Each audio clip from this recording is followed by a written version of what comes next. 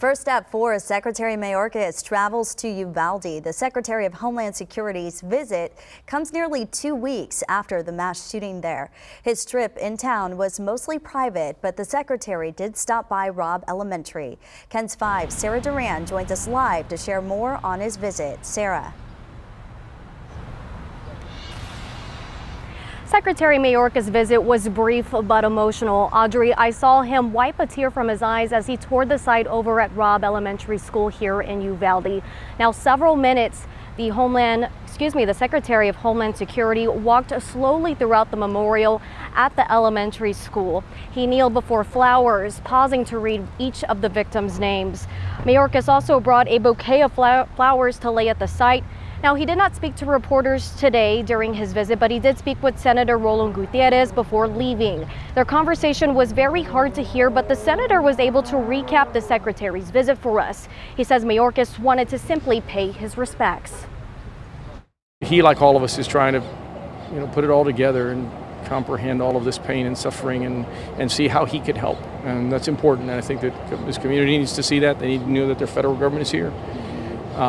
And that's important, and so I'm glad that he came down. Audrey, the rest of Mayorkas' visit was private, but we do know he met with local officials and Border Patrol.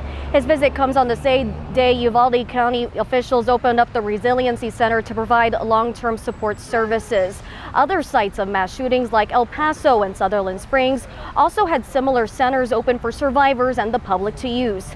Many can get help with mental health resources, childcare, healthcare, and other general expenses. Now, the center will be open daily at the County Fairplex rather.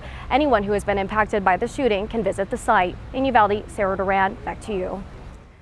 Thanks so much, Sarah. And funerals continue today for the 19 students and 2 teachers killed at Robb Elementary School last month. Family members said farewell to 9-year-old Ileana Garcia. Her funeral was held this morning. Those who knew the young girl described her as beautiful. And a visitation is also underway for Xavier Lopez. His funeral is tomorrow. Now, as for those still recovering at hospitals, we have an update. University Health is still treating 2 patients. A 66-year-old woman is in good condition, a 10-year-old girl in serious. A 9-year-old girl was released, though, over the weekend.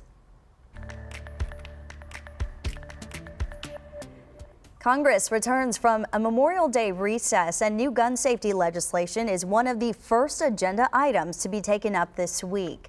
Now, a new CBS News poll shows nearly a third of Americans believe mass shootings are something we have to accept as part of a free society. Gun rights advocates say the way to keep people, including school children, safe is to provide more arms. It only makes sense to harden the schools and provide people within the schools, the good people that work there that are willing to be trained, to be armed. President Biden has called on Congress to take steps, including a ban on assault weapons.